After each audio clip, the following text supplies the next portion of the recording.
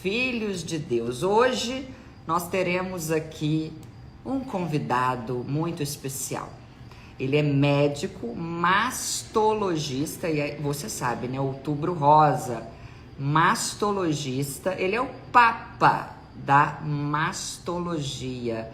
Será um bate-papo que tem hífen, um bate-papo bem interessante, bastante elucidativo. Falaremos sobre a comunicação dos médicos, falaremos sobre o câncer, né? É óbvio, falaremos sobre prevenção, enfim, você gostará muito do que você verá aqui hoje, tá? Vamos ver se ele já está entre nós. Vejamos.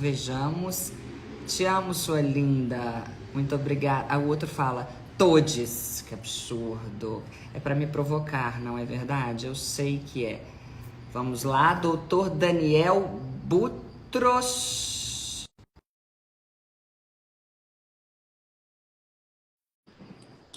Oi. Já chamei. Belo Horizonte. Oi, doutor! Professora Cíntia, boa noite. Tudo bem? Tudo bem, e você? Tudo bom. Olha, é um prazer ter você aqui conosco para essa conversa. Deixe-me ajustar aqui. Quase que eu não chego. Seria a minha primeira, digamos assim, a minha primeira gafe, o meu primeiro não comparecimento em uma live. Eu falei, não, justamente com o doutor Daniel, isso não pode ocorrer. Gente, o trânsito em São Paulo está completamente parado pelo excesso de obras na nossa cidade. Mas, enfim, Deus ajudou, aqui estou. Eu devo desativar os comentários ou você prefere com os comentários? Professora, a senhora que manda. Aqui quem manda é a senhora. Fique em paz, tranquilo. Senhora, olha, doutora, eu vou desativar, tá? Doutora, é o seguinte, cadê desativar? Eu acabei de fazer 41 anos. E você lida com mulheres, você sabe como as mulheres são. Não me chame de senhora, porque eu já estou assim, meu Deus do céu, 40, porque não é 40, é 41. Depois que a gente entra no Zenta, né? 40, aí vem 50. Mas aí o que eu penso? Antes de ter 40, eu tinha que ter 50. Então, fico feliz. Aí, quando eu fizer 50, eu vou pensar, antes de ter 50, eu tinha que ter 60. E vou levar a minha vida, assim, adiante. E sempre me prevenindo muito, porque venho de uma família em que o câncer é praticamente uma regra. Infelizmente. Morro de medo. Faço os meus exames todos, fiz agora na semana passada todos os exames possíveis e imagináveis. E conte para mim, o médico, de um modo geral, na sua avaliação, o médico tem se portado bem com o paciente? Ótima pergunta. Acho que não. Eu posso te chamar de Cíntia? Posso Por tirar favor, o professor? pelo amor de Deus. E você tira o doutor, então eu tiro o professora, ok? Tá bom, Daniel. Cíntia, quando eu fui pedir socorro para você, eu fui pedir porque eu sou médico de família médica, meu pai é médico, minha esposa é médica, meus irmãos são médicos.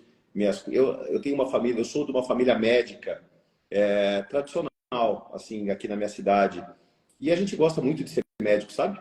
Nós gostamos muito do papel do médico na vida de alguém. Qual é a sua cidade? Eu sou de Rio Claro, interior do estado de São Paulo. Tá bom. E nós gostamos muito da medicina. E procuro exercer a minha profissão, né? Eu só cuido de câncer de mama desde o início da minha vida ativa como médico. E há alguns anos entendi que não bastava eu só cuidar das mamas das minhas pacientes. Isso era muito pouco. E até porque o tratamento do câncer de mama hoje, graças a Deus, ele evolui muito bem. E depois que acaba, nada acaba, porque eu criei um relacionamento com essa paciente e ela precisa de mim e eu preciso dela. É uma relação criada. E o que eu me deparo nos últimos tempos é algo que eu falei, preciso de ajuda. preciso de uma professora, preciso de alguém que deveria estar inserido no curso médico para todas as faculdades, que é alguém que nos ensina a comunicar. Não acho que o médico deixe de se comunicar de maneira ideal porque ele não quer ou porque ele não gosta. Eu acho que porque ele não sabe. É porque ele não sabe. Nós somos dotados, o médico quando se forma, ele é dotado de uma prepotência própria. E ele acha que o que ele fala tá bom e o paciente que se entenda, sabe? Advogado acha que é Deus, médico tem certeza. É por aí. É por aí. E não é assim que funciona. Isso é algo que está muito longe disso, né? Então eu dou aula em graduação de medicina e também em pós-graduação, Cíntia. E eu tenho um caso de um aluno que chega para mim e fala, professor, a paciente do leito tal, ela não entende o que eu falo, desisto. E eu falo para ele, a culpa é sua. A culpa não é dela. Porque o médico, ele tem a obrigação de ser entendido.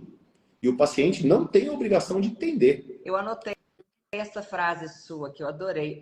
Gente, filhos de Deus, ouçam. O médico tem a obrigação de ser entendido. E o paciente não tem a obrigação de entender.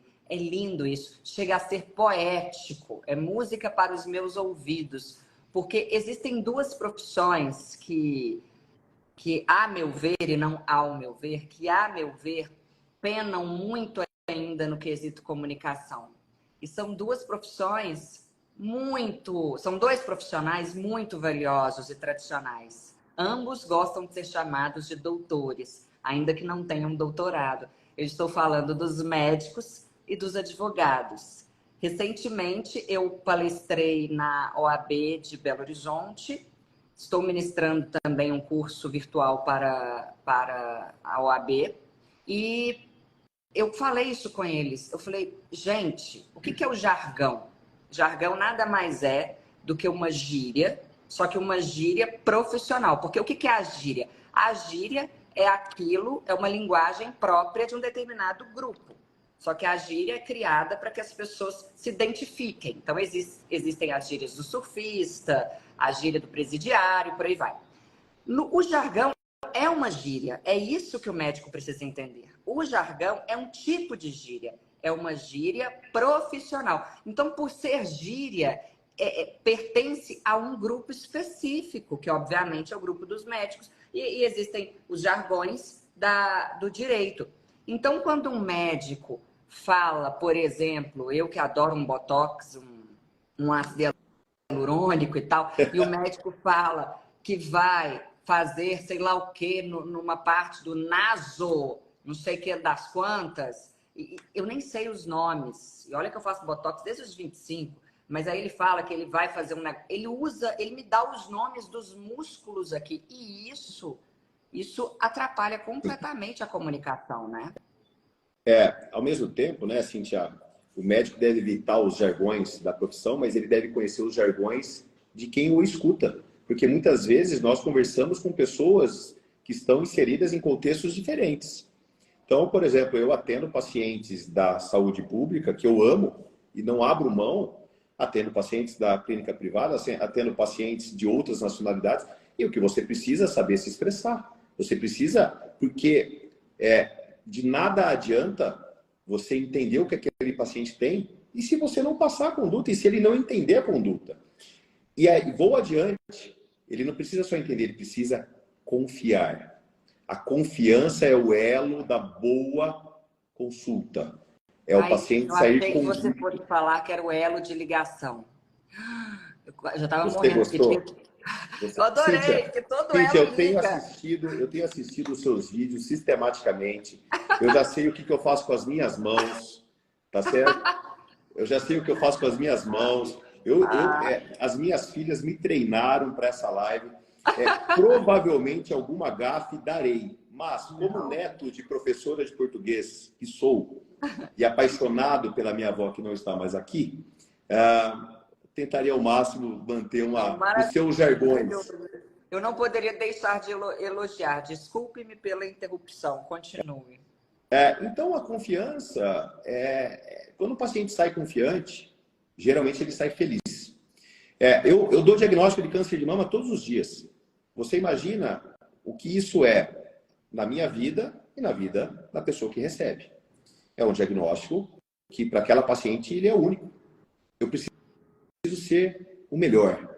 Eu preciso estar pronto, ser acolhedor, ser técnico, passar a mensagem, deixar essa paciente confiante e plena para que dê continuidade. Só que daqui uma hora entra uma outra paciente no meu consultório. E eu preciso estar pronto, novamente, com um novo discurso. E é aí que eu digo que a questão da comunicação médica, eu não acho que seja dom ou, ai, nossa, como ele é educado. Não, eu acho que é técnica. Eu cada vez mais procuro técnicas de comunicação, como, por exemplo, o silêncio. Como, por exemplo, o toque. Como, por exemplo, a observação e o sorriso na hora certa. Mas calma, desculpa, como? Calma. Qual que é a técnica para falar para a pessoa que ela vai morrer? Não, Você não aí que tá. fala, né? Eu vi no seu vídeo, você não fala. Não é que eu não falo. O mastologista, ele não lida com a morte. Ele lida com a vida. Como, Hoje, como não? não, é muito raro. Cíntia, hoje a doença mais estudada do mundo chama-se câncer de mama. Tá certo? Ok. Nós temos evoluções fantásticas do tratamento do câncer de mama. É claro que se eu for atender alguém, professora Cíntia Chagas, espero que você nunca apareça no meu consultório. É claro que entendendo a sua formação, entendendo a sua objetividade, entendendo a fortaleza que você é, eu preciso usar uma técnica de comunicação para você. Que seria? Depende, eu preciso sentir o que você precisa naquele momento. O médico não entra pronto para dar. É por isso que eu digo e fortaleço muito com meus alunos. Escute, ouça. Então, por exemplo, você entra no meu consultório, Cíntia Chagas estaria tremendo atrás da minha mesa. Tudo bem, Cíntia? Cíntia, o que está acontecendo? Esse o que está acontecendo, às vezes demora 20 minutos. E se eu te interromper, provavelmente eu não vou saber abordar.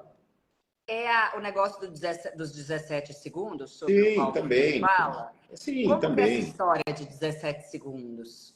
Tem um estudo, e é um estudo mesmo, que mostra que a maioria das consultas médicas são interrompidas nos primeiros 17 segundos. Então, por exemplo, você chega na minha frente, oi, Cíntia, tudo bem? Seja bem-vinda. Cíntia, o que está acontecendo? Ai, doutor Daniel, eu senti um nódulo e não sei o que. 17 segundos eu já parei. Ah, então tá bom, Cíntia. E desse nódulo, você tem exames? Já estou mexendo aqui nos seus exames. Acabou, aqui, eu já estou mexendo. Acabou a relação. Você se preparou. Cíntia, cada vez que você vai ao médico, você se prepara o que você quer dizer. Porque você não quer estar lá. Verdade. É verdade. A gente sabe. É verdade. Eu sou hipocondríaca. Eu amo os médicos. Amo médico. Gente, eu adoro um médico desde criança. Eu tinha uma dor de cabeça. E no meu primeiro livro, há um capítulo em que eu cismo que eu tô com câncer de mama. É muito engraçado. É muito engraçado o capítulo. E eu não sei qual regra. Em cada capítulo eu dou uma regra de português. Mas eu sei que eu desmaio, acreditando que eu estava com câncer e tal. Eu estava em Miami, voltei chorando, tomei Rivotril, misturei com vinho no avião e não parava de chorar, porque eu vi um caroço aqui, sabe? Eu falei assim, é meu fim, porque minha avó morreu disso. Logo, entendeu? Deus pulou minha mãe, agora sou eu, gente. Eu voltei muito louca.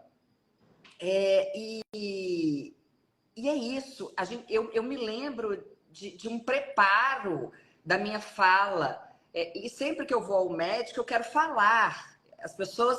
É um momento em que a gente quer falar. Porque o que ocorre? Pelo menos o hipocondríaco como eu. A gente cria fantasias na nossa cabeça. Nós criamos fantasias como causadoras daquela possível doença. Então, eu já quero falar o que eu tenho, já quero me diagnosticar e talvez prescrever o remédio para mim mesmo. Veja bem, Cíntia, você falou há 3 minutos, né? Como que você se prepara para falar que alguém vai morrer? Então, por exemplo, você está à minha frente e fala que tem um nódulo lá. E eu deixo você falar.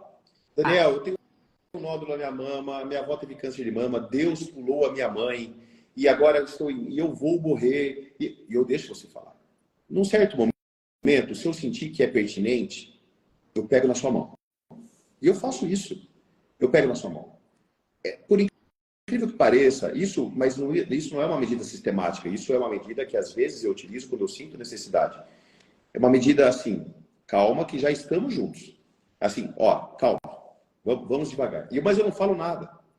Geralmente a paciente se entrega e daí ela começa a falar. E é nesse momento, quando a paciente confia em quem está à frente, que ela fala minúcias, onde eu vou saber lidar com a conversa. Porque a maioria das pacientes que entram no consultório de um mastologista, assim, você não tem câncer de mama. Porque câncer de mama não é a doença mais prevalente da mama. Eu posso te fazer algumas perguntas só para você entender onde eu quero chegar? Pode, vamos lá. Fique preparado. Eu moro numa cidade, Cíntia, que tem 200 mil habitantes. Tá bom? Quantos casos de câncer de mama você acha que tem aqui por ano? Ai, gente. 200 mil habitantes? 1.000? Chutei. 160. 160? Sim, 15% do que você me falou. 160 casos por ano. Por quê? Porque nós temos uma prevalência, mais ou menos, Cíntia, de 80 casos para cada 100 mil habitantes nos estados que há rastreamento mamográfico. Ou seja, nos estados que há prevenção. Você imagina que essa resposta que você deu ainda é pequena, porque eu escuto 5 mil, 10 mil, 20 mil, porque as pessoas dimensionam o câncer de mama como se fosse algo pandêmico, como se fosse algo altamente prevalente. Por quê? Porque quem conhece uma história se sensibiliza de tal maneira que acha que a qualquer momento você vai ter, que acha que você é uma bomba relógio. Então, a maioria das pacientes que eu recebo no meu consultório não tem câncer de mama, mas elas acham que elas têm. Eu não posso banalizar essa queixa. Não adianta eu virar para você e falar assim, para, você é besta. Não, calma, eu preciso respeitar. Só que, até que chega o momento da gente entender, juntos, que você não tem nada.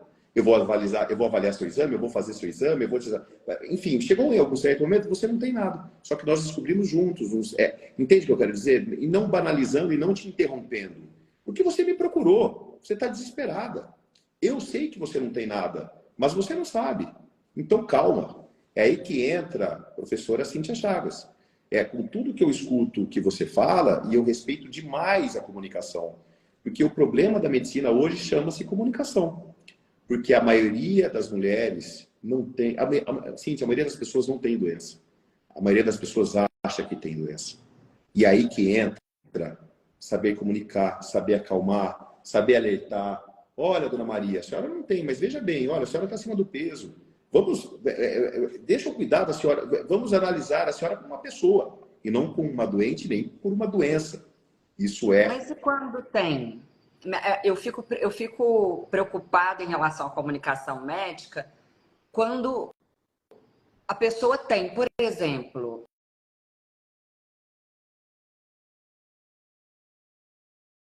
a pessoa, cabelo cresce. Não é pesado o cabelo cresce?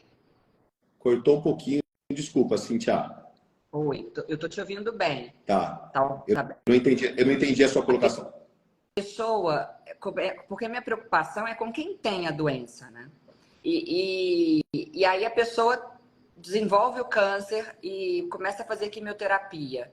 E o cabelo dela vai cair, ou começa a cair, e ela reclama, e o médico fala, mas cabelo cresce. Eu falo pelo seguinte, a minha avó, que foi quem me criou, morreu de câncer. E perder a minha avó foi como perder a minha mãe e o meu pai no mesmo dia. Meu pai já morreu faz tempo, mas eu nunca convivi com ele. E a minha mãe está viva, só que quem me criou foi a minha avó. É uma dor incomensurável. Faz 13 anos e eu passei o fim de semana sonhando com ela e por aí vai. E eu me lembro dela, e foi câncer de mama. Minha avó era muito vaidosa. Apertando assim a unha e saindo um líquido preto da mão dela. E tadinha, ela começou a usar luva, porque ela tinha vergonha daquilo. Minha avó era uma mulher belíssima, muito ligada à beleza. E o cabelo caindo e tal, e por fim ela desistiu de fazer a quimioterapia. Ela falou, não quero fazer. Eu falei, vó, mas se você fizer, você vai morrer. E ela falou assim, pois então, eu tô sofrendo demais e eu já tenho 84 anos e eu vou deixar na mão de Deus. Aí, contra todos os médicos, ela resolveu parar de fazer a quimioterapia. E, de fato, morreu pouco tempo depois. E eu acho que boa parte das pessoas que atenderam a minha avó foram muito frias. E houve essa frase, mas é só cabelo, cabelo cresce. Mas eu vi o tanto que para ela era uma mulher tão bonita, para ela era tão doloroso aquilo tudo. E aí, como o médico faz numa hora dessa? Porque no caso do câncer, minha pergunta está extensa, né? Porque ela é muito importante até do meu ponto de vista pessoal. No caso do câncer, lida-se não somente com a doença, com a possibilidade da morte, com tudo isso, mas também com questões relacionadas à vaidade da mulher, né? A gente está falando de câncer de mama especificamente, nós estamos falando das mulheres. Não sei se homem tem câncer de mama também, mas, Desprezível. né? Enfim. E aí, o que o médico tem de fazer num momento como esse? Cíntia, nós nunca podemos banalizar a dor de alguém. Então, eu abomino algumas frases e deixo isso muito claro nos meus vídeos, como, por exemplo, cabelo cresce, tá? Por quê? Cabelo cresce para quem quer raspar a cabeça. Cabelo cresce para quem quer cortar curto e se arrependeu. Vamos supor que você tenha cortado o seu cabelo curto e falar, ai, Daniel, nossa, eu odiei. Fala, calma que vai crescer. Não para quem está fazendo quimioterapia. Então, como é a minha conversa, por exemplo, em caso de alopécia, né? Um jargão médico, alopécia, perda dos cabelos. Daniel, como é que eu vou fazer? Como é que você se sente? O que você quer? Você quer que a gente lute pelo cabelo? A gente quer usar uma touca? Se você optar em perder, porque nem sempre a touca térmica está disponível, você quer usar um lenço, você quer usar uma peruca, o que você quer? Deixa ela falar. A opção que ela fizer, eu apoio. Geralmente, quem fala cabelo cresce não é só médico, tá? São os acompanhantes, é a família, tentando diminuir aquela dor. Porque quem fala cabelo cresce, ele não está debochando, muito pelo contrário. Ele está tentando minimizar. Calma, dona Maria, cabelo cresce. Para ela, essa frase é péssima. Então, doutora, eu vou perder o cabelo? A senhora vai perder o cabelo. Ai, doutora, eu não queria. No caso, a senhora é muito importante nesse momento a quimioterapia. Nós precisamos fazer. Entenda que o melhor tratamento é esse. E o que estou buscando é a cura. E para a cura, nós precisamos, de fato, da quimioterapia. Tudo bem, doutor, entendi. E o meu cabelo? O que a senhora quer fazer? Assim, quando ela entende que eu respeito e que eu sinto aquilo junto com ela, ela fala, poxa, estamos juntos. Então, ganhei alguém que está lutando por mim, pelos meus cabelos. Ganhei alguém que está lutando pela minha mama inteira pós-tratamento. Alguém que vai lutar para que meu braço não inche. Porque hoje, a minha linha de pesquisa é uma linha sobre pós-tratamento. Eu estudo a mulher depois que ela acaba de tratar. Porque as mulheres vivem muito tempo hoje. O câncer de mama se tornou uma doença crônica, na maioria dos casos. As mulheres vão tratar e tudo dará certo. Mas e daí? Essa mulher tem vida sexual, essa mulher tem família, essa mulher tem sonhos, essa mulher ganhou peso por mudança de estilo de vida, essa mulher tem medo de fazer exame, ela sonha a cada 3 meses que em algum momento ela vai aparecer uma célula em algum lugar. Para tudo isso tem técnica, para tudo isso tem como acolher essa paciente. Mas nós precisamos de técnica, nós precisamos de tempo. A primeira parte, Cíntia, é tempo. Hoje a medicina é muito mal remunerada. Então, se você colocar na ponta do lápis, você tem que atender rápido. Só que se você colocar na ponta do lápis, você está abandonando a sua medicina. Você vai abandonar a sua medicina. Eu acho que a vida do professor é muito parecida. Eu respeito muito os professores. Muito. No juramento de Hipócrates, te mando depois uma frase sobre o amor e a gratidão ao mestre, ao professor. Agora, não é porque eu ganho pouco que eu faço pouco, não é porque eu ganho pouco que eu não faço a minha melhor medicina. Então, assim, para de fazer. Então, muda. Tem coisa errada aí. Você falou em tempo e parece que eu estou revivendo isso tudo. E quando o médico fala, a sua mãe, sua avó, sua tia não tem mais nem 3 meses, esses médicos que ficam, porque foi o que eu vivi, mas também, aí agora eu vou, aquela frase, né? A César o que é de César. Eu pressionei na época muito o médico. Eu falei, eu quero saber, eu tenho o direito de saber. Quanto tempo ela tem de vida? Eu fiz isso. E aí, por fim, ele falou, não passa de 3 meses. E pensando hoje com a distância de 13 anos, eu entendo que ele não deveria ter respondido, ainda que eu insistisse muito. Na minha cabeça, ele não deveria ter feito isso. E eu vi um vídeo seu em que você fala que o médico não é Deus e que ele não pode fazer essa análise. Na verdade, eu não uso essa frase, o médico não é Deus, eu uso o médico não tem bola de cristal. Né? Assim, o médico não tem... não existe no curso médico uma aula sobre previsão de tempo de vida, tá certo? Não existe. Até porque a doença que mais mata no mundo é a doença cardiovascular, infarto agudo do miocárdio e acidente vascular cerebral, tanto homens quanto mulheres. E é uma doença que, papum, acabou. Muitas mulheres hoje que tratam de câncer de mama têm um risco elevado para doença cardiovascular. Então, quem sou eu para mensurar o tempo? De qualquer maneira, o médico não deveria ter respondido. Porque se você me pergunta, primeiro, existem duas conversas. Uma, eu e você. Outra, eu, você e a sua avó ao lado. Então, essas são coisas... depende de quem está. É muito comum a conversa com o familiar. Sozinho. Tá certo? Sozinho. Mesmo assim, se você me pergunta e fala assim, Cíntia, eu não sei te responder. O caso da sua avó é um caso grave. Mas nós lutaremos o máximo possível para que daqui em diante ela tenha o máximo de felicidade. Como que eu trato uma paciente incurável? Oferecendo a melhor felicidade que eu posso oferecer. Tem um vídeo meu que eu falo, que eu passo no leito de morte de uma paciente. Está deitada ao lado da família. Eu passo ela do lado, eu faço um carinho, ela abre o olho para mim. Isso já me aconteceu 2 vezes. Ela abre um sorriso e morre. Sou detentor do último sorriso de alguém. Alguém que morreu sorrindo. Por que não? Porque tirar... a morte, ela é certa para todos. Para mim, para você e para todos os 1.500 pessoas que nos assistem. Agora, tirar o chão, tirar a expectativa, isso é praticamente matar alguém. E eu não estou aqui, o médico não tem esse papel, não tem esse direito. Até porque ele não tem essa formação. O médico precisa entender que nós temos limites. Limites, como toda profissão, nós temos limites. Isso aí é que nem o pessoal que vende aplicação financeira. Calma, meu amigo, não queira me convencer com que você não consegue. Existem coisas que são imprevisíveis, porque da mesma maneira que a conversa da sua avó existiu, existem outras. Eu tenho inúmeras conversas que me mandam. Deram 1 ano de vida, faz 10 que está vivo.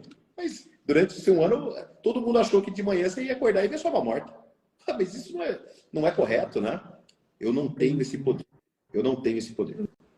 Me veio uma pergunta à cabeça agora, que é a seguinte. O médico... Peraí, que agora deu branco. A pergunta veio e foi embora. Que eu fui ler um negócio aqui. Peraí, o que você estava falando mesmo, gente? A louca. E nós não temos... O médico não tem o poder da previsão. O médico tem... Isso. Muito obrigada. É isso. Tá, não tem o poder da previsão. Mas... não tem o poder da previsão e muitas vezes ele acha que o paciente vai morrer em 3 meses, mas o paciente morre daí há 10 anos.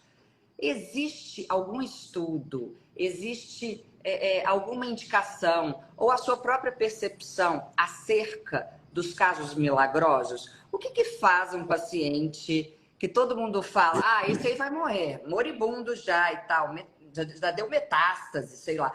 Existe alguma causa na sua percepção, com tanta experiência assim, uma causa comum que faça com que as pessoas renasçam? A sua pergunta é maravilhosa. Que bom. Sim. Eu vou dizer do que eu posso te confirmar. Tá. Do dia para a noite nós temos... Vou falar da parte técnica primeiro. Nós temos drogas novas, nós temos opções novas, nós temos como buscar estratégias terapêuticas diferentes, que eventualmente uma não estava dando certo, e eu consigo encaixar alguma coisa. Então, tecnicamente, por isso que eu sou muito contra findar a vida de alguém antes que ocorra, porque existem terapias novas todos os dias, principalmente para câncer de mama, tá? Eu assino embaixo que o câncer de mama se aproxima, para muitos casos, da cura. Isso é maravilhoso. Agora, não foi isso que você me perguntou. Você me perguntou sobre milagre. Eu sou religioso, sou cristão, assim, eu tenho um apego muito grande e discuto a religião com as minhas pacientes de acordo com o que elas querem discutir, né? Então, eu não imponho, muito pelo contrário, sou muito tranquilo em relação a isso.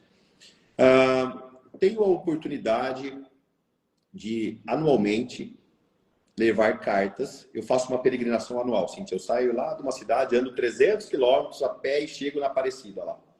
E tenho uma grande alegria de, nessa peregrinação, levar cartas de pacientes minhas tratadas de câncer de mama a Nossa Senhora, ou a Deus, ou a que elas destinam. Então, elas fecham a cartinha, colocam na minha mochila e levam. E o parecer delas é incrível, assim, nossa, eu me senti tão bem quando você entregou, eu me sinto tão forte, me sinto curada, me sinto isso, me sinto aquilo. Eu creio nisso? Sim, eu creio nisso. Eu creio na espiritualidade, eu creio naquilo que eu não consigo ver, eu creio naquilo que eu não sei. Até porque a nossa esperança sempre será aquilo acima, sabe? Muitos casos desenganados já viveram muito. Por quê? Ou por sorte, os ateus diriam, ou por alguma intervenção divina, da qual eu creio e acredito. Então, assim, aliás, creio e acredito é um pleonasmo, não posso dizer isso para uma professora de português.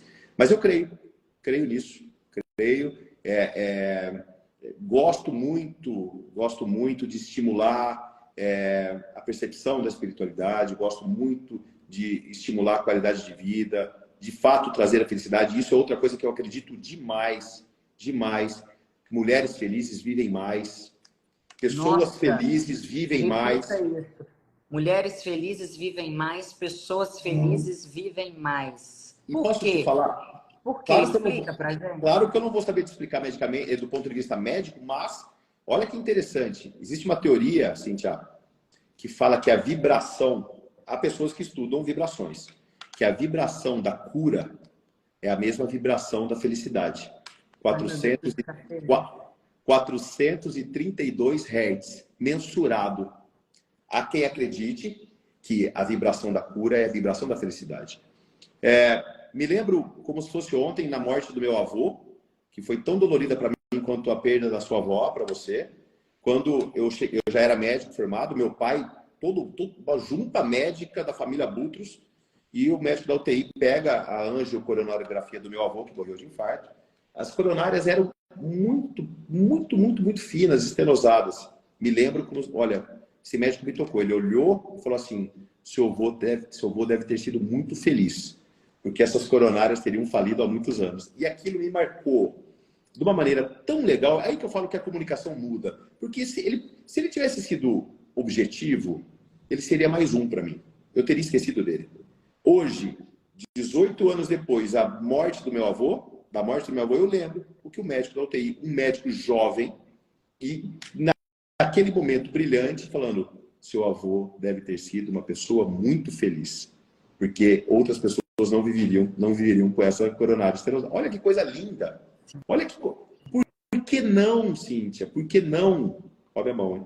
Por que não? Por que não falar coisa boa? Por que não trazer esperança? Por que não tratar com um abraço, sabe? Por que não? Não tem porquê. O nosso objetivo desculpa a interrupção, a gente ouve que mágoa dá câncer. Muito. E eu ouço isso desde criança, porque vem de uma família em que o câncer é muito comum. Então, eu sou muito nervosa e tal. Raiva dá câncer, mágoa dá câncer, para com isso. Eu falei, meu Deus do céu, eu tô fadada, porque eu sou extremamente nervosa. Não fale isso. Aí eu penso assim, se a pessoa for calma, então ela não vai ter câncer, gente. A pessoa calma não tem câncer. Então... eu tive a honra de fazer uma live semana passada com a Elba Ramalho. E a Elba teve câncer de mama em 2010. Sim. E ela discorre como ninguém sobre isso. Ela fala, eu vivia um momento muito turbulento na minha vida, num relacionamento abusivo, e que uma amiga muito próxima já havia me alertado que eu teria câncer de mama em 2 anos. E ela teve. Infeliz quem falou isso, mas enfim. Então, assim, a ciência não vai comprovar de que a dor na alma causa câncer, isso não é comprovável, impossível, mas por experiência própria. E assim, você fica falando que eu tenho muita experiência, mas eu tenho 43 anos, viu? Por favor, se as pessoas acharem que eu sou muito idoso. Nós somos ambos da década de 80, viu? Filho de Deus, vá até o Instagram dele e veja se não parece que ele tem 100 anos de experiência. Pelo amor de Deus, não faça isso. Fora o nome que ele tem, Uai, a mineira, Uai. Então, Cíntia, a maioria das mulheres que têm câncer de mama, elas relatam uma dor na alma muito intensa. E quem não fala, não é porque não teve, é porque não falou. Eu creio, acredito, médico, do ponto de vista médico, na não solução de problemas, na absorção, naquele famoso engolir a situação e ir guardando, sabe? Tento criar as minhas filhas para que, de fato, não façam isso. Eu tenho 2 filhas. E assim, acredite, as pessoas acham que o câncer de mama, nossa, como é triste. Claro que você não teria tempo para isso, mas um dia, se você tiver a oportunidade de conhecer o meu ambulatório de câncer de mama do SUS, é uma festa. Porque são mulheres, te falo o que eu escutei hoje no meu consultório. Eu não quero mais isso para mim. Eu não quero mais esse marido para mim. Eu não quero mais essa vida para mim. Deus está me dando uma oportunidade que eu preciso viver a partir de agora. Então, a libertação pós-câncer de mama é fato, tá? É fato. Elba Ramalho conta isso com muita força. Eu tive a oportunidade de viver a vida que eu estou levando hoje, que é muito boa, pós-câncer de mama. Então, claro que a gente interpreta da maneira que a gente bem entender e quiser, mas eu acredito muito na questão da dor na alma levando. A ciência não explica, eu como pesquisador seria questionado num plenário médico sobre isso, mas estamos conversando entre nós e 1.600 pessoas e, de fato, precisamos lidar com as nossas angústias, com os nossos problemas. Se você não gosta de algo que aconteça na sua vida, resolva. Resolva, não porque você vai ter câncer de mama, porque talvez você não seja feliz. E o nosso objetivo é qual? É esse, né? Você falou aí de um possível pleonasmo quando você disse eu creio e acredito. Só que, na verdade, quando você fala eu creio e acredito, você utiliza uma técnica de oratória muito interessante que consiste na repetição. Consiste no uso de palavras sinônimas para gerar mais impacto. Então, está certíssimo. E você poderia colocar 3 palavras e ainda poderia colocar em gradação, da menos forte para mais forte. Eu penso, eu acredito, eu creio. Isso dá uma força comunicativa muito grande. Então, eu não vi pleonasmo nenhum aí, não. Eu vi a utilização de uma técnica de oratória, talvez sem saber, não sei. Com certeza, sem saber. Pura sorte. Cíntia, se você chegar num médico hoje, o que você quer dele? Esquece o médico do Botox, tá? Imagina uma suspeita de câncer de mama. Eu quero o tempo dele. Isso, eu quero tempo. Eu gostaria de ouvir isso. Assim, primeiro, quem você quer encontrar? Como você quer que ele esteja? Eu gostaria muito de ouvir, porque você é a mulher que as pessoas querem ser, sabe? Forte, estudada, determinada, que tem opinião. Eu queria saber, assim, se eu fosse atender assim, achar quem você gostaria de ouvir? Ser recebida de que maneira? Gostaria de ouvir. Obrigada pelos elogios. Eu gostaria de ter à minha frente um médico que tivesse tempo e que fosse calmo. Eu gostaria de observar que ele não está preocupado com o próximo paciente que vai chegar, em fazer a fila andar. Eu gostaria de ser ouvida da forma como você disse no início, elucidou muito bem. Eu gostaria de poder contar tudo eu sou mineira, né? Mineiro conta caso. Então, eu gostaria de contar a história do início até o fim, sabe? Porque quando eu tinha 9 anos, eu tive mesmo um sopro no coração chamado sopro inocente. E aí, e a minha avó me disse que eu gostaria de ter esse tempo para traçar uma linha cronológica do que na minha cabeça é o meu problema e para contar detalhes para que o médico pudesse me dar um diagnóstico bastante preciso. Eu gostaria também do toque desse médico, porque hoje é muito comum que o médico não nos examine completamente, né? Acabou. Gente, quase que eu derrubo o copo. Acabou. Gostaria também de ter um médico, aí que entra, veja que interessante. A gente quer médicos modernos, mas eu confio muito mais nos médicos mais velhos. Por quê? porque os médicos mais velhos, não, pelo amor de Deus, não estou generalizando, há vários médicos aqui. Eu vou dar uma palestra para médicos no sábado. Não quero problema com a classe, essa classe que eu tanto amo. Mas eu tenho a impressão de que os médicos hoje fazem medicina. Eu tive um pré-vestibular só voltado para quem ia fazer medicina. E eu vi muitos alunos tentando entrar no curso de medicina porque era bonito, porque era legal, porque viu Grey's Anatomy, porque... Então, eu gostaria de uma pessoa que, de fato, me passasse segurança em relação ao que ela sabe. Mas eu fico um pouco com o pé atrás com esses médicos novos, eu devo admitir isso, infelizmente. Eu acho que você está correta. Ninguém quer estar diante de um... uma das minhas primeiras pacientes olhou para mim e falou assim, mas é você que vai me operar? Mas quantos pacientes você já operou?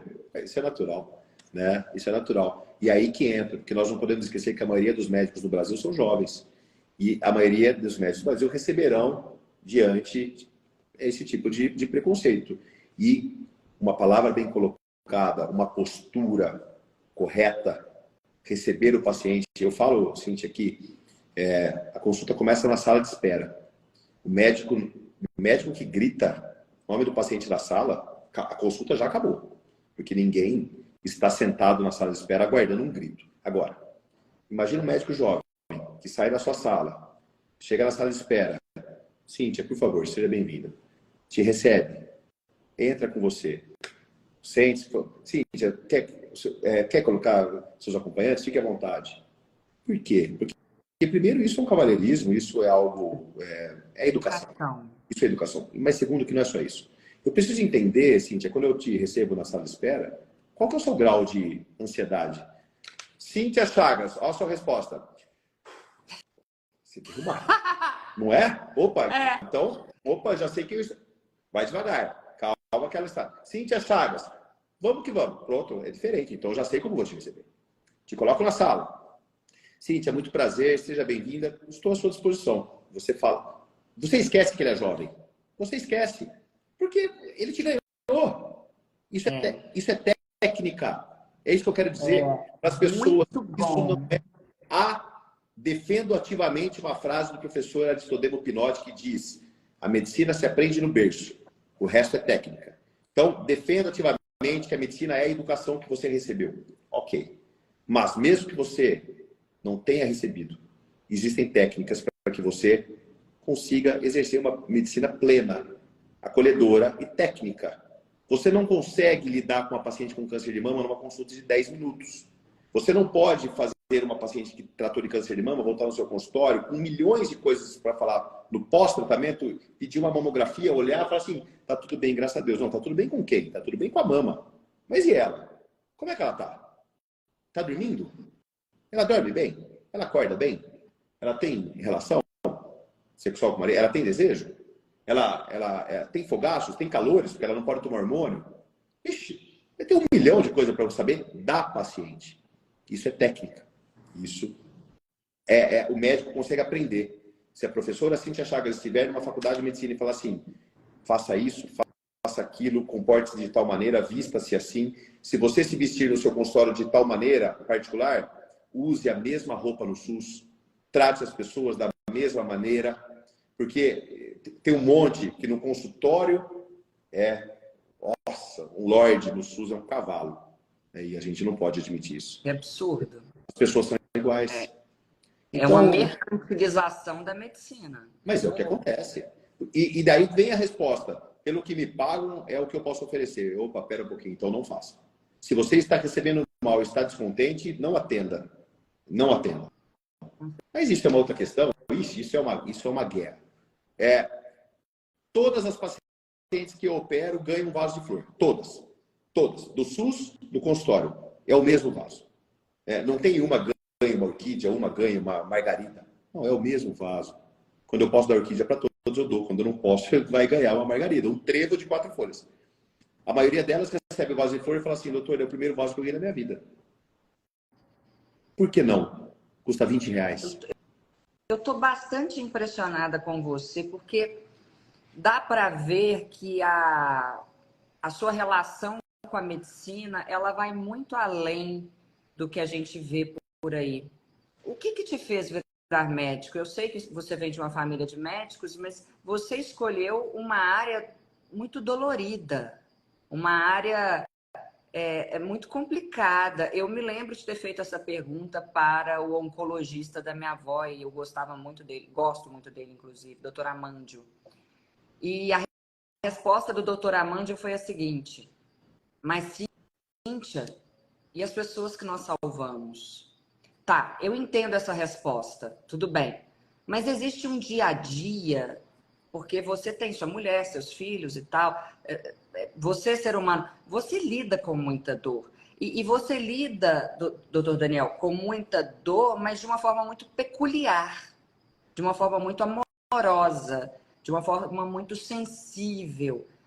Tanto é que o tema sobre o qual você se debruça no seu Instagram é um tema voltado para o comportamento do médico. Mas eu queria entender de onde que vem isso, porque isso não é muito comum. Eu tenho uma resposta. Eu entrei na faculdade de medicina para fazer ginecologia e obstetrícia, assim como meu pai. Fazer crianças nascerem. E eu estudei muito obstetrícia e amo obstetrícia. E acabei a faculdade e entrei na residência de obstetrícia e ginecologia. Mas eu comecei a entender que cuidar de mulher grávida é fácil, porque ela entra feliz e 98% sairá feliz.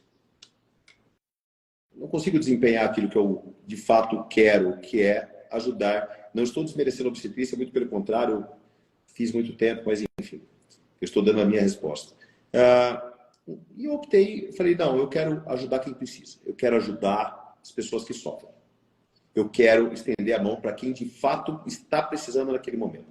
E um professor um dia chegou para mim na residência e falou: Daniel, não faça só mastologia, porque é muito dolorido, é muito sofrido. E de fato, Cíntia, há muito tempo da minha vida eu sofri com a dor das minhas pacientes, a ponto de perder o sono, desestimular. Até o dia que o tempo, talvez das minhas peregrinações, me trouxe uma resposta, que é a diferença entre empatia e compaixão. Que a empatia é a relação que você tem com a dor de alguém, a ponto que te dê dor também. Eu te ajudo, é você ajudar o seu filho que está doente. Você fica doente, você não consegue mensurar, você não consegue separar. A compaixão não. Eu te ajudo. Conte comigo até o momento onde isso não me prejudica. Porque senão eu não estarei pronto para te ajudar mais e não estarei pronto para ajudar o próximo. E quando eu descobri isso, para mim, eu te ajudo a teu ponto. Eu consegui achar o ponto, mas de não fazer a minha paciente me trazer para a tristeza dela. Não, eu trazia a paciente para a minha felicidade. Levanta, tamo junto, me dá um abraço aqui. Tem pacientes que vão no meu consultório para me dar um abraço. Eu até choro. Eu choro com minhas pacientes, eu choro, dou risada. Porque a vida é assim. Porque as pessoas, muitas vezes, sim, elas precisam de um abraço. E o abraço cura, sabe? O abraço cura. E por que eu não vou? E por que eu vou negar isso? Por que eu vou deixar de cuidar de alguém que precisa de um abraço? Por que eu vou deixar de dar uma flor para alguém que nunca ganhou uma flor? Entendi. Você sabe que eu falei, nunca ganhou? Já fiquei pensando num cacófato aqui, preocupadíssimo com essas colocações feitas. Mas, enfim. Então, a resposta é essa. A mastologia é maravilhosa, a medicina é maravilhosa. Cuidar de quem precisa é maravilhoso.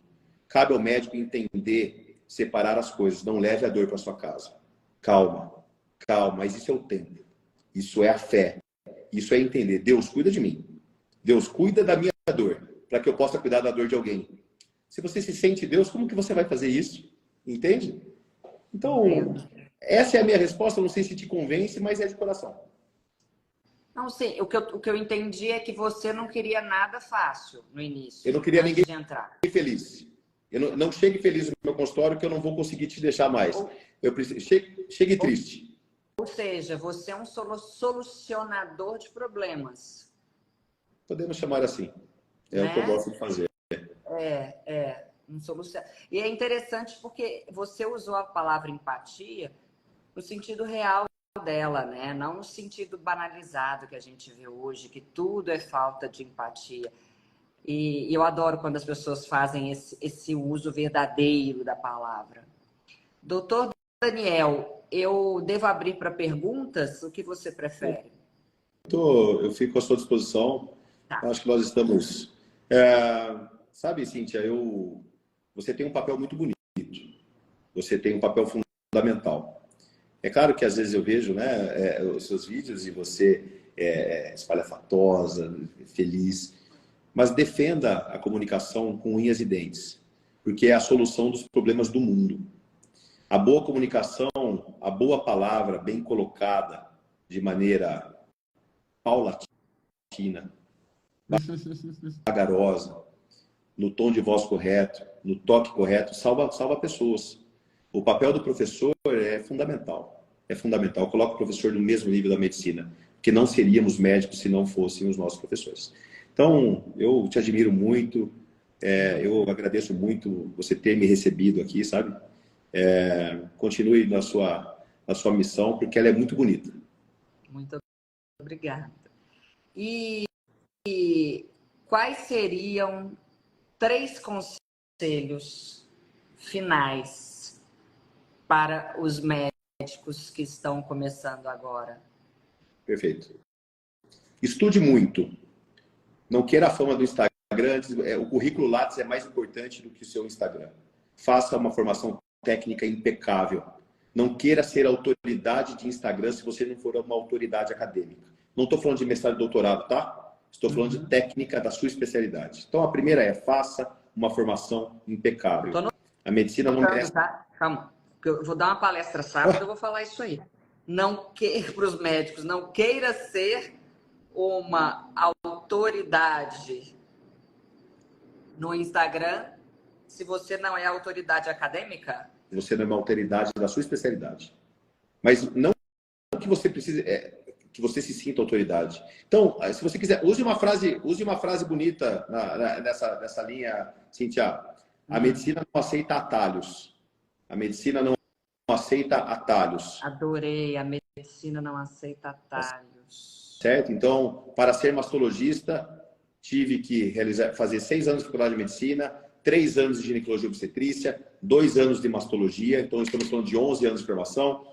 Título de especialista de ginecologia e obstetrícia, título de mastologia, título de mamografia, mestrado, doutorado, para depois, hoje, conseguir falar no Instagram e me sentir seguro. Então, primeira dica, medicina não aceita atalhos, não seja uma autoridade de Instagram antes de se sentir uma autoridade médica. Segundo ponto, goste das pessoas.